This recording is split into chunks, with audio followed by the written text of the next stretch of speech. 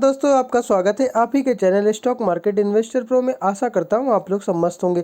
दोस्तों, यहां पे मैं बात करने वाला हूं रिलायंस इंडस्ट्री को लेकर के शानदार न्यूज़ निकल के आ रही है।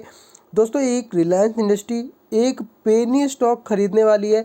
जैसे कि भी आलोक इंडस्ट्री को खरीदा था, 4 रुपये का स्टॉक था और जो 54 रुपये तक गया था। तो मतलब काफ़ी तेज़ी रिलायंस का नाम जुड़े से पेनी स्टॉक जो है रॉकेट की तरह भागते हैं। तो एक शानदार न्यूज़ और भी निकल के आ रही है। अगर ये न्यूज़ 100% कन्फर्म हो जाती है, 100% मैं क्यों बोल रहा हूँ, वीडियो को पूरा देखिएगा जिससे आपको समझ में आ जाएगा मैं क्या कहने वाला हूँ। तो अगर ये स्टॉक में, अगर ये स्टॉक 10 रुपये, 9 रुपये, 10 रुपये भी चल रहा है, ये स्टॉक जो है कम से कम ये जो है 100 रुपये पे जाते हुए दिखाई देगा। तो चलिए कंपनी के सबसे पहले फंडामेंटल्स की बात करेंगे, कौन सी कंपनी को बाई करने वाला है रिलायंस, और अगर इस कंपनी को बाई कर लेते तो कितनी तेज़ी आने वाली है रिलायंस के नाम जुड़ने के बाद, और स्टॉक में क्या हम बाई करें या फिर हमें इसको इग्नोर कर देना चाहिए। तो पूरा का पूरा वीडियो आपको डिटेल में देखने को मिलेगा। तो चलिए सबसे पहले हम देख लेते हैं स्टॉक के बारे में, फंडामेंटल्स देखते हैं स्टॉक के बारे में, फिर न्यूज़ को भी कवर करने वाले हैं। दोस्तों, अगर हम कंपनी की बात करें, कंपनी के पास रिजर्व जो है अच्छा खासा देखने को मिल रहा है। 1814 करोड़ का रिजर्व है। लॉन्ग टर्म पे क्या कर्जे है, तो लॉन्ग टर्म पे कर्जा नहीं है। लॉन्ग टर्म पे अभी कर्जा कंपनी खत्म कर चुकी है। शॉर्ट टर्म पे जरूर कंपनी के ऊपर कर्जा देखने को मिल रहा है 1603 करोड़ का, जो कि कंपनी के ऊपर रिजर्व 1814 करोड़ का है। मतलब कि रिजर्व के near about he short term पे कर्जा भी देखने को मिल रहा है। कैश की बात करेंगे, 20 करोड़ का कंपनी के ऊपर कैश है। अगर हम टोटल एसेट की बात करें तो 9860 करोड़ का कंपनी के पास एसेट है। मतलब एसेट कम होते हुए नजर आ रहा है। अभी करंट में 9860 करोड़ का एसेट है।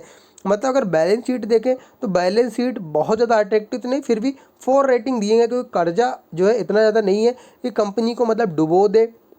डुबोने का मतलब इन द सेंस कंपनी जो है अपने कर्जे को बेच के, मतलब जितना कर्जा है अपने एसेट और अपने रिजर्व को बेच के चुका सकती है।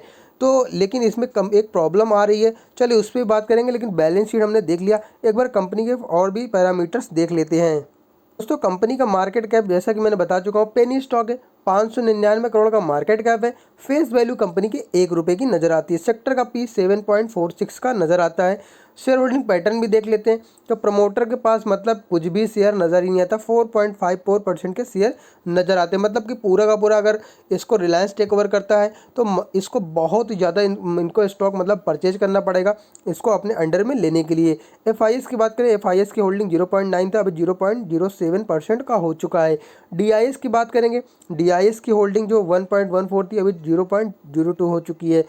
पब्लिक ने अच्छी खासी होल्डिंग, मतलब पूरा का पूरा जैसे आपको बता चुका हूँ, पेनी स्टॉक में पब्लिक ही हिस्सेदारी करती है। मतलब मेन जो शेयर होल्डर होते हैं, मेन प्रमोटर, वो पब्लिक ही हो जाती है। तो यहाँ पे आप देख सकते हो 95.18% पब्लिक के पास शेयर है। मतलब कि बर्बाद कंपनी है और पब्लिक ने भर भर के माल उठाया है। क्योंकि क्या है प्राइस, क्या है प्राइस जो है 9 रुपये, 8 रुपये, 9 रुपये का शेयर का प्राइस है, इसलिए पब्लिक ने अच्छा खासा माल भी उठाया है। तो यही सबसे बड़ी गलती होती है। तो इस पब्लिक की मतलब कि रिटेल इन्वेस्टर जो है क्वांटिटी पे फोकस करते हैं कि क्वांटिटी में हम 100 शेयर हो, 200 शेयर हो, 500 शेयर हो, लेकिन क्वालिटी पे फोकस नहीं करते। भले एक शेयर हो, लेकिन नेस्ले जैसा शेयर होना चाहिए, MRF जैसा शेयर होना चाहिए, TCS जैसे ऐसे शेयर अगर आपके पोर्टफोलियो में होंगे तो वो कभी भी आपको डरने की जरूरत नहीं पड़ेगी। लेकिन चलिए हम यहाँ पे अभी क्वालिटी उस पर बात नहीं करेंगे। हम बात करने वाले रिलायंस उस कंपनी को टेक ओवर करे, उसके फंडामेंटल्स चेक करने वाले हैं। तो यहाँ पे हम देखें, कंपनी जो 2019 तक ठीक ठाक कर रही थी, अच्छा खासा रेवेन्यू जनरेट कर पाती। 2020-2021 में कंपनी की बैंड बच चुकी है। इसीलिए मैं मना करता हूँ कि स्मॉल कैप पेनी का स्टॉक में बहुत ज़्यादा आपको शेयर में पैसे नहीं लगा देने, क्योंकि वो ऐसे तो भागेंगे, लेकिन जब उनके साथ प्रॉब्लम्स आएगी, मतलब जब भी सभी कंपनी प्रॉब्लम में क्रिएट करेगी, तो वो कंपनी का प्रॉफिट भी डाउन हो जाएगा। देख सकते हैं आधा प्रॉफिट हो चुका है कंपनी का। तो अगर आपकी इसी की जगह आप विप्रो का देखेंगे, TCS का देखेंगे, इन्फोसिस, वो यहाँ पे जो प्रॉफिट कमा रहे थे उससे डबल यहाँ पे आपको देखने को मिलेगा। नेट प्रॉफिट की बात करें तो नेट प्रॉफिट कंपनी पहले जहाँ पर रेवेन्यू जनरेट कर पाती, प्रॉफिट जरूर कम हो रहा था, 134, 144, अभी 21 का, लेकिन वही अभी 2020-21 की बात करें तो 12.5 करोड़, 13 करोड़ की कंपनी लॉस में जा चुकी है। मतलब लॉस मेकिंग कंपनी हो चुकी है। तो इस बात को ध्यान रखना। और इसमें देख दोस्तों, मेन पॉइंट जो नोट करने वाले, इसमें रिटेल इन्वेस्टर 95% होल्डिंग रखते हैं। मतलब बर्बाद कंपनी है, उसमें रिटेल इन्वेस्टर ने भर भर के माल उठाया। इस न्यूज़ के चक्कर में नहीं, न्यूज़ तो अभी आई है, ये जो है पिछले 1 सालों से इसमें जो है ज़बरदस्त बाइंग करके चल रहे हैं रिटेल इन्वेस्टर। तो इसीलिए कहते हैं रिटेल इन्वेस्टर कुछ मतलब इमोशन में बह जाते हैं, पेनी स्टॉक है, कल को ये टाइटन बनेगा और बाई कर लो, उसके फंडामेंटल चाहे बर्बाद हो तो हमें केवल बाई करना है। तो यहाँ पे हमने देख लिया बर्बाद हो चुकी है कंपनी। और चलिए कंपनी का क्या नाम है उस पर बात करेंगे, न्यूज़ क्या है उस पर भी बात करने वाले हैं। कंपनी एक दिन में अगर हम देखें तो कंपनी 2% गिरावट में देखने को मिल रही। एक महीने में स्टॉक में अपर सर्किट लगते हुए देखने को मिली थी। ये न्यूज़ पहले भी थोड़ी सी आई थी, लेकिन उसके बाद जो है बहुत ज़्यादा उसमें तूल नहीं पकड़ा और स्टॉक में डाउन साइड आपको सर्किट लगते हुए देखने को मिला। और 8% की रिटर्न है। एक साल में स्टॉक ने 157% की रिटर्न दिया, मतलब कोई मोमेंटम नहीं, स्टॉक बर्बाद हो चुका, फिर भी स्टॉक में तेज़ी देखने को मिल रहा है। क्यों? क्योंकि रिटेल इन्वेस्टर ने यहाँ पे भर भर माल उठाया है लॉन्ग अच्छे प्राइस पे।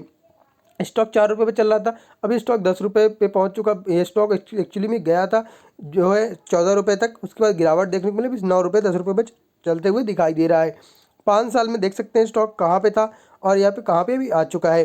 स्टॉक एकदम बर्बाद चुका जगह 72 पैसे कहा गया था, उसके बाद जो है रिटेल इन्वेस्टर की एंट्री हो गई और स्टॉक में तेज़ी देखने को मिली। मैगजोन चार्ट पैटर्न भी स्टॉक का बहुत ही वॉलेटाइल है, अप्स डाउन बहुत ज़्यादा स्टॉक के साथ लगे हुए हैं। यहाँ पे क्या होता है, स्टॉक को अप साइड पुल किया जाता है, उसके बाद जो है डंप कर दिया था, फिर अप साइड पुल किया फिर डंप कर दिया था, सेम यहाँ चलते हुए नजर आ रहा है। मैं बात कर रहा हूँ दोस्तों सिंटेक्स इंडस्ट्री लिमिटेड की। तो अभी इस कंपनी की क्या कम करती है कंपनी, ये जो पेनी स्टॉक है, साथ ही साथ आलोक इंडस्ट्री की जैसे इसका भी बिजनेस है, मतलब कि टेक्सटाइल का बिजनेस इस कंपनी का भी नजर आता है। चलिए अब न्यूज पे कवर कर लेते हैं, उसके बाद इस कंपनी को फायदा क्या मिलेगा उस पर भी बात होने वाली है। तो यहाँ पे देख सकते हैं Reliance, Mukesh Ambani Reliance partner looking to buy bankrupt textile company Sintex. Sintex company को खरीदने की बात हो रही है। Reliance is partnering with asset care and reconstruction enterprises limited to bid for the company under a court appointed bankruptcy resolution process Sintex. मतलब कंपनी बैंकक्रप्ट हो चुकी है, कंपनी जो कर्जा ली थी कर्जा चुका नहीं पा रही जितने भी बैंकों से ली थी, तो अभी उसकी बिडिंग चल रही है। बिडिंग में जो रिलायंस इंडस्ट्री ने भी अपने पार्टनर के साथ मिलकर बिड करना स्टार्ट कर दिया है। तो यहाँ पे आप देख सकते हो Mukesh Ambani Reliance industry limited along with partner, मतलब सिंगल नहीं खरीद रहे, अपने पार्टनर जो भी इनके पार्टनर्स हैं जिस टेक्सटाइल बिजनेस में पार्टनर, उनके साथ ये are among those bidding to take over bankrupt Indian textile firm Sintex industrial limited according to a stock exchange filing. मतलब ये कोई भी न्यूज़ ऐसी वैसी न्यूज़ नहीं है, ये न्यूज़ जो सीधा निकल के आ रही है वो केवल BSE NSE, मतलब जो भी जो है यहाँ पे आपको फीलिंग इंडस्ट्री स्टॉक एक्सचेंज है उससे ही खबर निकल के आई है कि इसमें मुकेश अंबानी ने बिडिंग की है। Reliance is partnering with asset care, यहाँ पे आपको वही देखने को मिल रहा है। इससे पहले मतलब ये जो न्यूज निकल के आई Sintex said in the filing on Sunday, इससे पहले जो ये बात आई है वो कहाँ से आई, सिंटेक्स कंपनी के थ्रू निकल के आई है। Other bidder are Easygo textile limited, इससे इसके अलावा भी कई लोगों ने बिडिंग की, जैसे इजीगो लिमिटेड है, CGSL लिमिटेड है, हिम्मत सेक्या वेंचर लिमिटेड है विच इज अगर वर्किंग विद श्रीकांत हिमादार एंड दिनेश कुमार हिम्मता सिंह। तो ये मतलब ऑलरेडी कई कंपनी बिडिंग कर रहे हैं, लेकिन मुझे लगता है रिलायंस इस पर बाजी मारेगी, क्योंकि पता है इससे पहले आलोक इंडस्ट्री में भी रिलायंस ने बाजी मारी थी, वो भी टेक्सटाइल कंपनी थी। और कंपनी अपने रिलायंस अपने आपको बिजनेस को बहुत ज़्यादा फैला रही है। उसमें आपने देखा कि रिलायंस जो है ग्रीन एनर्जी, जियो, जो मतलब ज़बरदस्त टाइप्स भी हो रहे हैं कंपनी के, ज़बरदस्त जो है चीज़ें हो रही है। तो मुझे जहाँ तक लगता है रिलायंस इस पर टेक ओवर कर लेगी आने वाले टाइम में। और अगर रिलायंस टेक ओवर कर लेती है तो आपको क्या फ़ायदा होगा, चलिए उस पर हम बात कर लेते हैं। तो दोस्तों अगर आप सेंटेक्स के पुराने शेयर होल्डर हैं तो इस बात को आपको ध्यान रखना है कि अगर इसको टेक ओवर कर लेगी तो आपको पता ही है कि सबसे लास्ट में शेयर होल्डर का मामला आता है। सबसे पहले जितने भी बैंकिंग वगैरह के लोन चुकाने होते हैं, उसके बाद बॉन्ड्स वगैरह होता है, उसके बाद में अगर बचता है तो जो है सिंटेक्स के मतलब होंगे इनके शेयर होल्डर को फ़ायदा देखने को मिलेगा।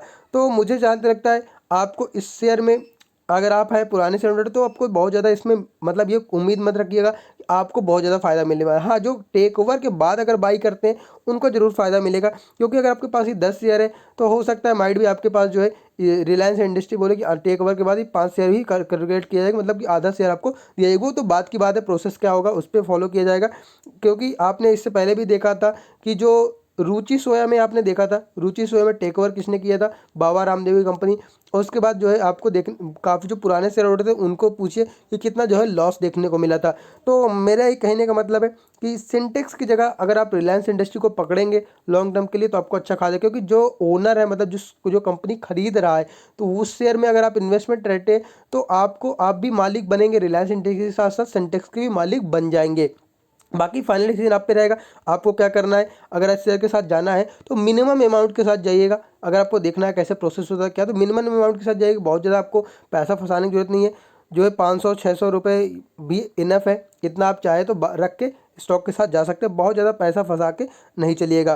तो आशा करता हूँ वीडियो अच्छा लगा तो लाइक करिएगा, दोस्तों रिश्तेदारों के साथ शेयर करिए जिससे उनको भी जानकारी मिल जाएगी। और चैनल पर नए हैं अभी तक चैनल को सब्सक्राइब नहीं किया, जरूर चैनल को सब्सक्राइब कर लीजिएगा। ये वीडियो केवल एजुकेशन मात्र का है, तो कोई भी डिसीजन लेने से पहले खुद का एनालिसिस अपने फाइनेंशियल एडवाइजर से जरूर सलाह ले लीजिएगा। आज के दिन एक जबरदस्त वीडियो ऑलरेडी अपलोड कर दिया है आपके लिए। बजाज फाइनेंस का आने वाले टारगेट्स क्या होने वाले, कल एक स्टॉक में जो है स्टॉक स्प्लिट मिलने वाला है, ये न्यूज़ जाके देख लीजिए जिससे आपको इसके बारे में जानकारी मिल जाए। तो चलिए दोस्तों मिलते हैं नेक्स्ट वीडियो में, तब तक के लिए बाय बाय, टेक केयर।